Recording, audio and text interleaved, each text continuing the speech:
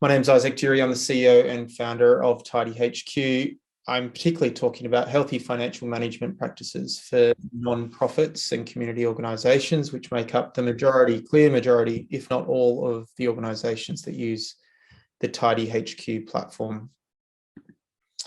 So today I thought I'd outline some of the golden financial rules to running your organisation. Hopefully a lot of this is old hat to you, and but hopefully you'll learn a few other things along the way. So first of all, I just wanted to talk about what is a non-profit, which might sound really strange, but I think it's a good place to start because when we talk about finances and non-profits, people have different ideas as to what the financial position of a non-profit ought to be, and the context of which, you know, gives us the lens to how we handle the financials for our non-profits. So in Australia has an estimated 600,000 non-for-profit entities with approximately 56,000 charities, which is an extraordinary number. If you think about it, it is the same size as the retail sector. It employs roughly the same number of people as the retail sector. So when we're thinking about the retail sector, and you hear it on the news and politicians talk about it all with employment, that is the same size as the non-profit entities. That's employed people, let alone all the volunteers that go along with it. It makes up a huge, huge number for people. In New Zealand, hello Vale, New Zealand has more charities per capita than any other country in the world. USA does really, really good as well. USA is obviously many multiples of Australia and New Zealand, but on a per capita basis, New Zealand is batting well above average. So there's often extra pressure on charities and NFPs well above the retail sector, for example, to justify our financial positions and the activities that we have around them.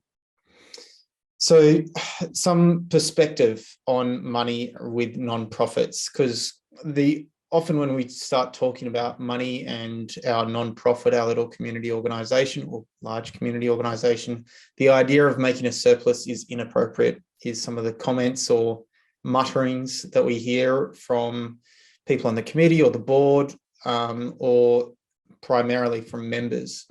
A lot of members feel like all the money should go back to them directly straight away as a result, which is relatively short-sighted. As you go up the tree to the committee and then the board, you hear of that much less of that sort of thinking, which is great, because it's really, really vital that non-profits and community organisations generate surpluses to remain relevant and sustainable and get smarter with the way that they operate their organisation.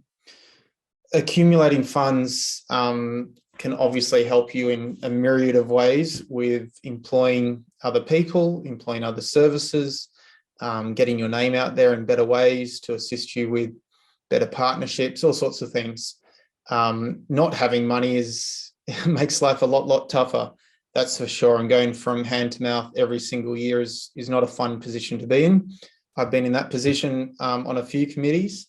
And I must admit, when I first joined my own football club and I knocked on some doors to find out how the best clubs in my area were being run, some of them had huge amounts of money in investment portfolios and things like that, which totally reduced the amount of pressure that they put on memberships and membership fees and things of that nature, which totally flipped my brain upside down, because we were literally hand to mouth and had a few $1,000s in the bank. And some of these organisations that we were competing against had investment portfolios in the 500 grand plus, which with interest and dividends and all those sorts of things meant that they didn't have to work as hard to bring in the same sort of money, which is a real eye-opener for me personally. So let's talk about budgeting. Budgeting matters, of course, because they, provides the financial information or or structure to support all the planning that comes thereafter. An effective budget's realistic. It uses sound assumptions and has a clear accountability to achieve those assumptions. Ideally, it lines up with your mission, it lines up with your strategy, and it lines up with the program of events that you have outlined for the year. A lot of budgeting seems to happen with one or two people. Ideally, to get it done, that has to happen quite often. But it should be shared as to have a shared understanding as to how those budgets were reached and the assumptions that were made as part of that budgeting process. In Tidy, you have a very, very simple budgeting tool. For many organizations, it may be too simple, which is fine, because if you want to get more complex with your budgeting, and it is easy with spreadsheets, you can dive into programs and events and various assumptions around grants, one-off type bumps in your financial positions and things like that as well.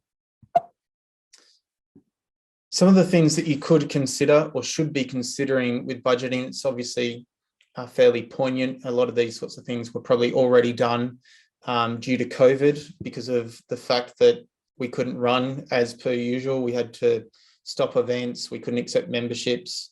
Sponsors weren't coming back like they usually do, etc. And whether you do this proactively or perhaps reactively as a result of COVID, it's good to get into the habit of doing some of these things. So stress testing scenarios and assumptions to counter uncertainty.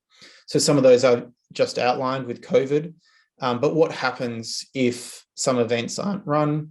There's, up on the northeast coast of Australia, there's a bunch of flooding. Down in the southeast, there were a bunch of fires last year, which totally ruled a line through whole towns, let alone the organisations within those towns. And that obviously totally upsets and disrupts how an organisation's run and some of the assumptions that you've made around the finances. So reimagining the organisation from a zero base. So this is something that's done on a corporate level, and it should be done in a non-profit. So a lot of non-profit organisations go from year to year and just rely on the same old assumptions that they've made every year, which is how many members they'll have, who are our sponsors, what events we should run. We should just keep running the old boys luncheon because that's what we've done every year. And those sorts of budgeting assumptions should be reimagined perhaps from the ground up, as to understand what the key drivers are for your financial position. Building some flexibility and optionality into budgets. So as a result of all this movement, COVID has obviously put an exclamation mark on this sort of structural thinking around budgeting, but understanding how flexible you are with your budgeting and some optionality within those budgets as well, as to if we do A, B, and C, we can't do D and F. If we held our breath in this year, we could do these other things. If we made a bet, I talk in bets.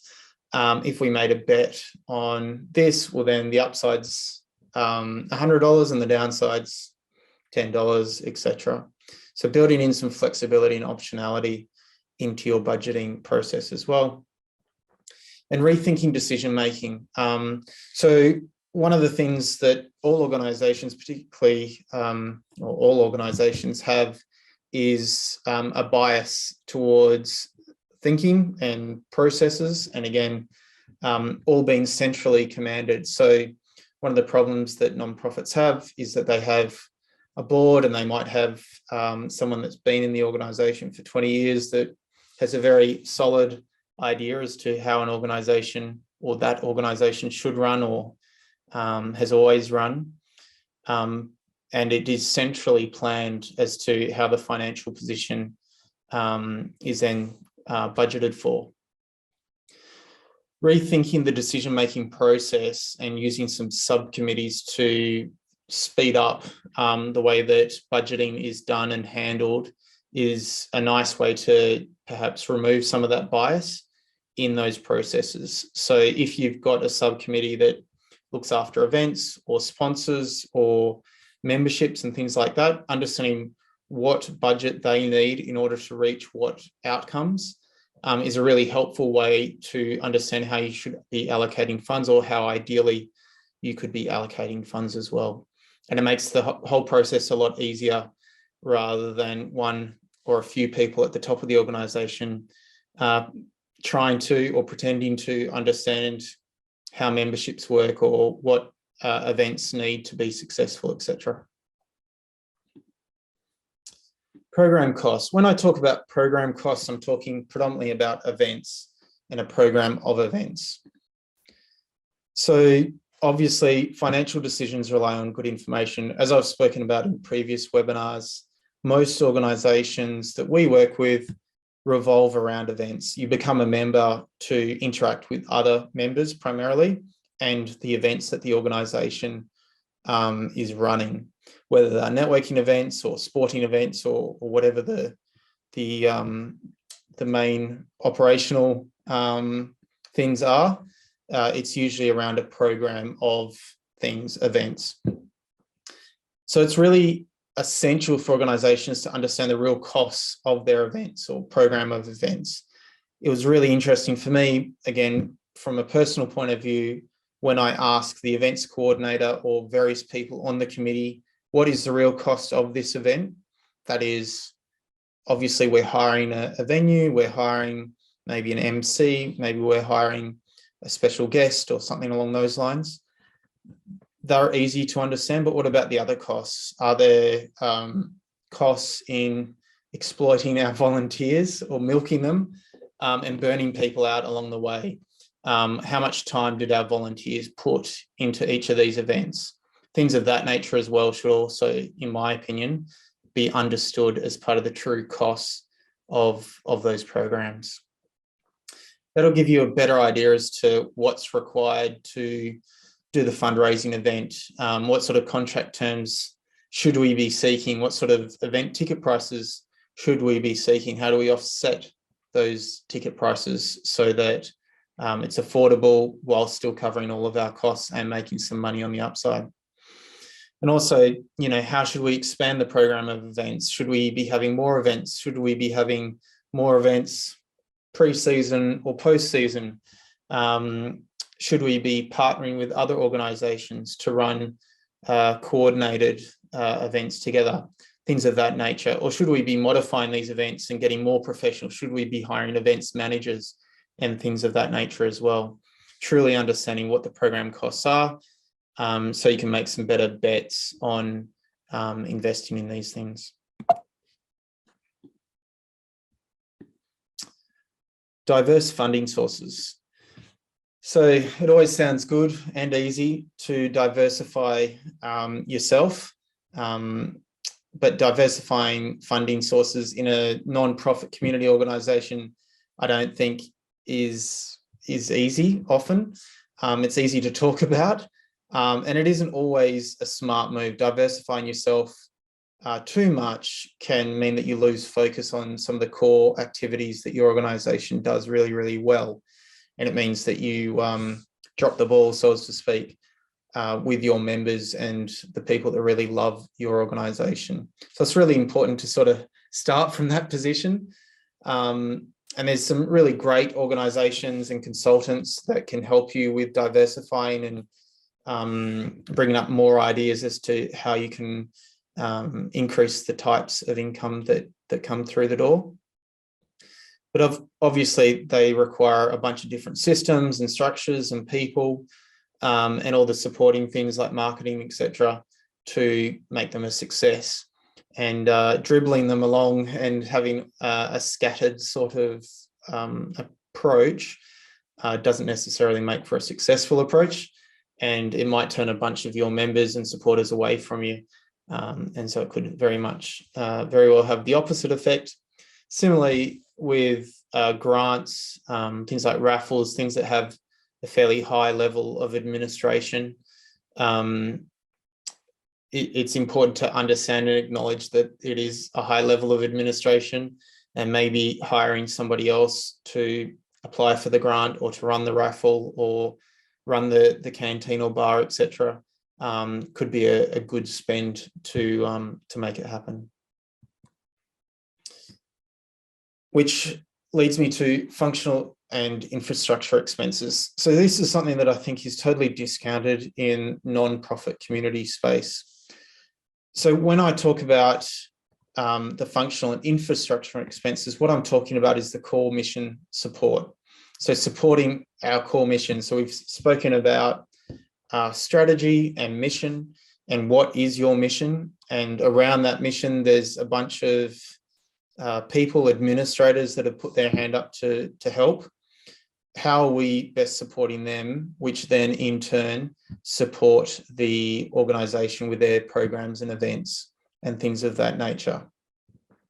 A lot of organisations, when they go out and they perhaps survey their members, or their members are telling them how the organisation could or should be run better, I'm sure you've all heard that. A lot of it is very much member focused as to how and what member services there should be to have happen. It's really great and easy to have more and more ideas to help members. But you also need to be appreciative of all the administration and the core mission support, as I call it, to support those sorts of initiatives. Otherwise, you're going to have a very unsustainable sort of future. So how you can do this is making the case through reframing from overhead. So lots of non-profits think about administration as overheads, which is a really unfortunate way to think about these things, because everyone wants to reduce their overheads, which is why they struggle to invest in hiring third parties to run events, or even paying for things like TidyHQ to run their administration and things like that. Whereas without these sorts of things, it makes it harder in the long term to keep it up and running.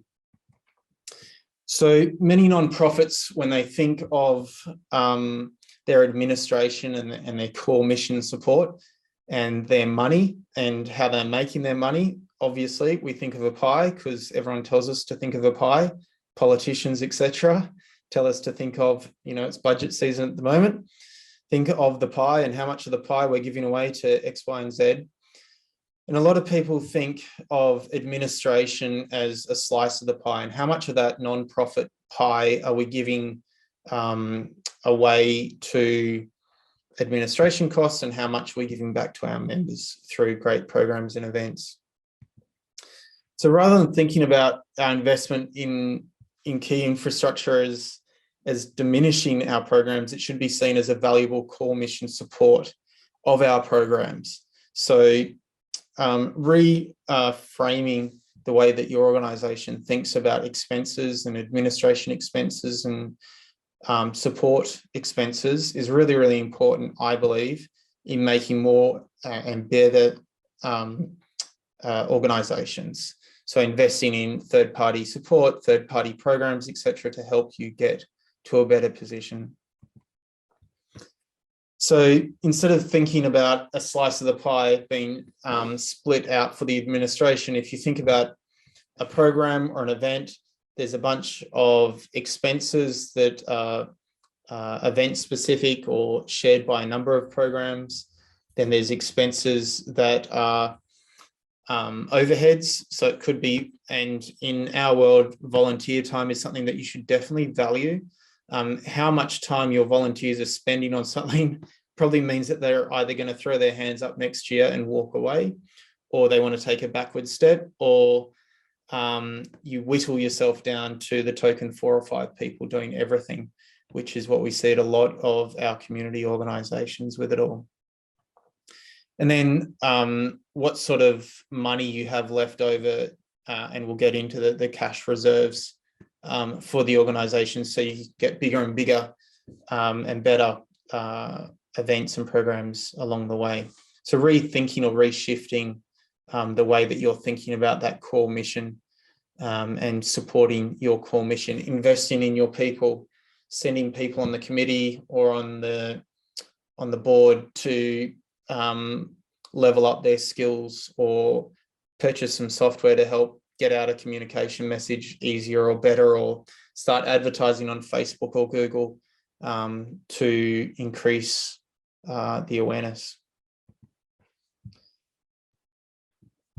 So core mission support functions are necessary, they're vital, they're integral to the success of your organisation.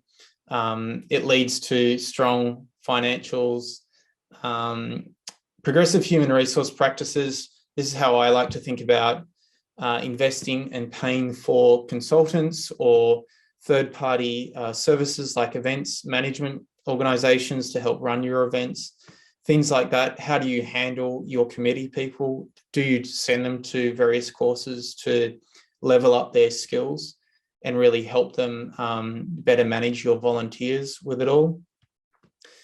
Capable and responsive governance. So all the things that Tidy wants to solve with governance solutions and things of that nature, making sure that that's a core part of supporting your mission and engaging your volunteers in a better way so that they're more likely to stick around and continue to help you.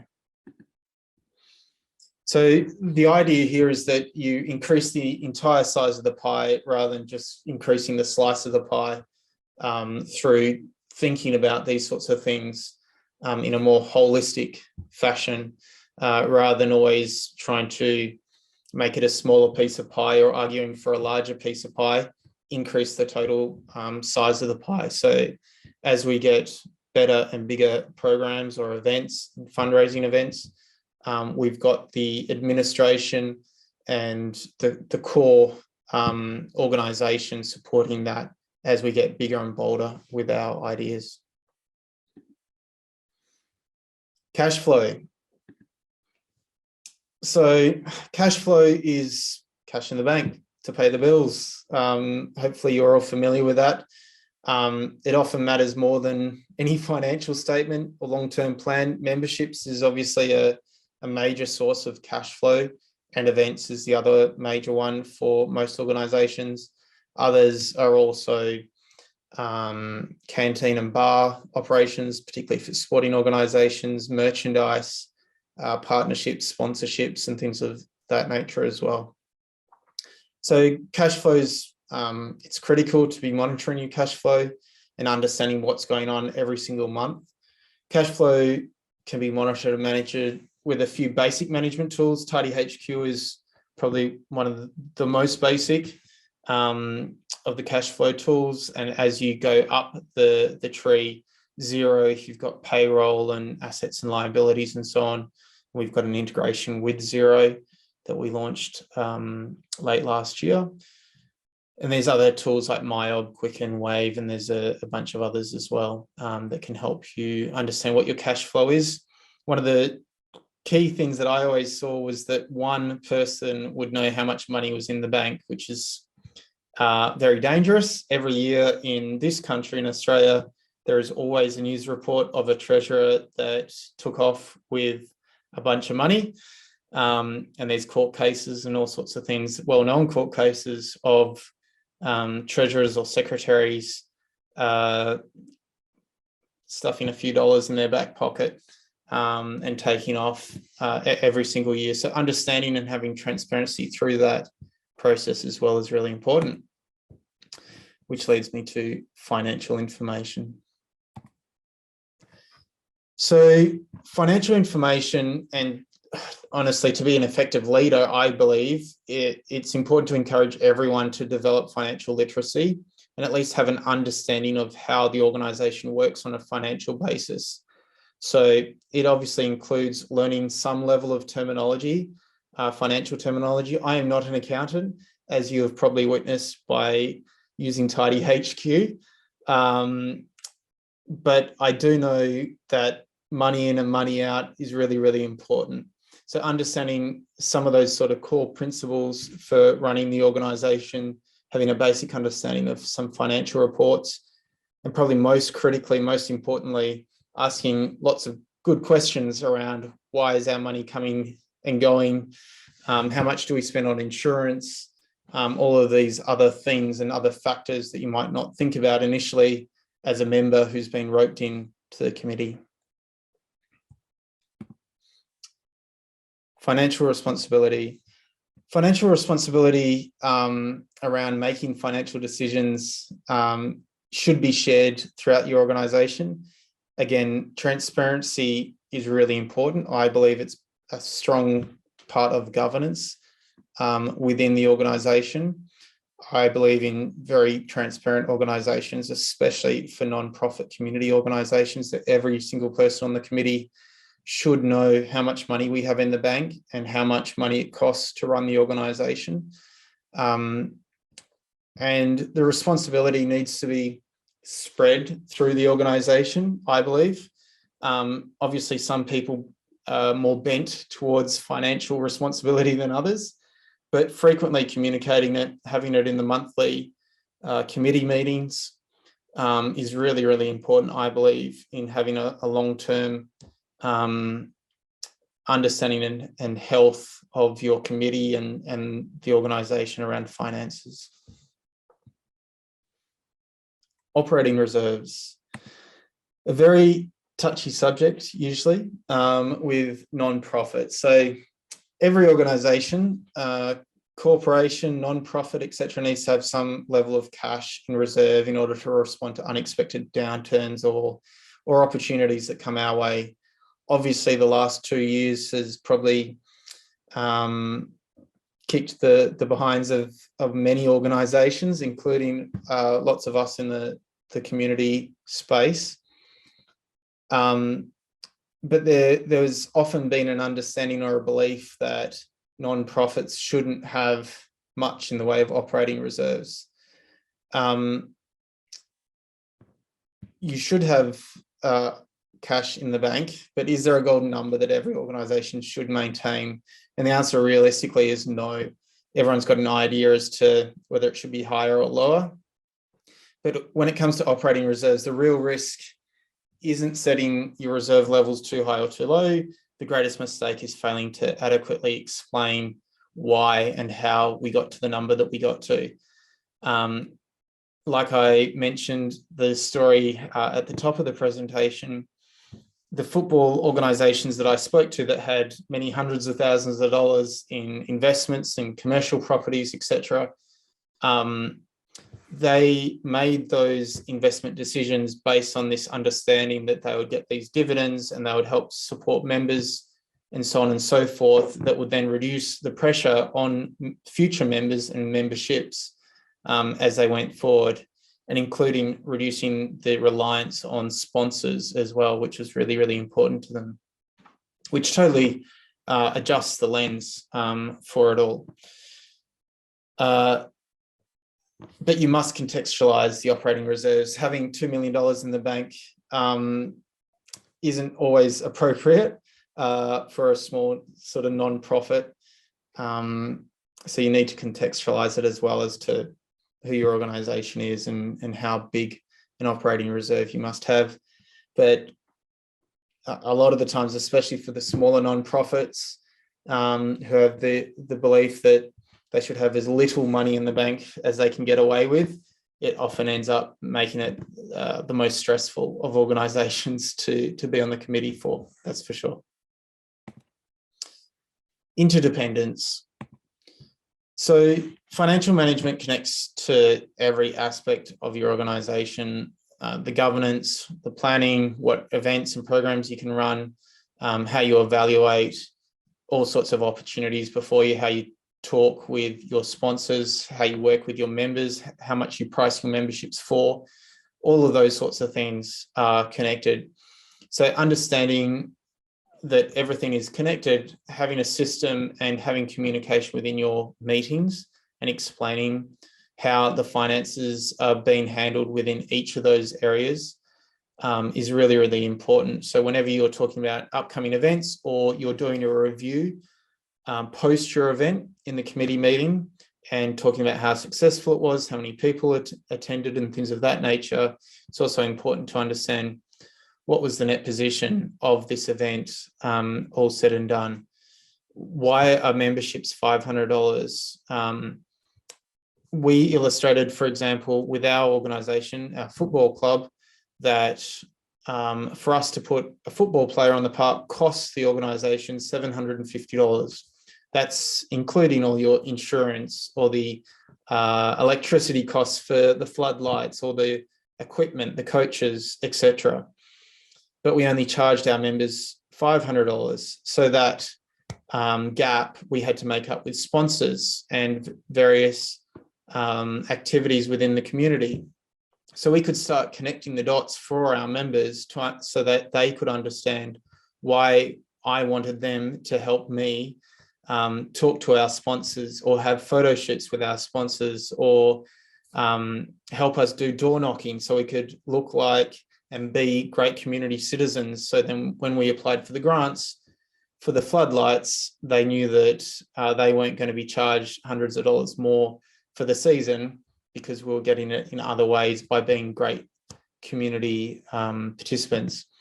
So all those dots are connected, and illustrating how those dots are connected on a consistent basis, I believe, is what financial leadership is all about, and doing it in a simple way that isn't going to have too many people's eyes glaze over, perhaps like some accountants may do. And that's where we'll wrap up. Obviously, it's important also to have fun with it all and to make sure that everyone's on the same page when it comes to talking about finances and the events and the opportunities that they also present. It's not all negative and high risk, high governance and all those sorts of things. It obviously lubricates a whole lot of fantastic events and opportunities to network and ultimately remember why you joined the organisation in the first place, which is most critical.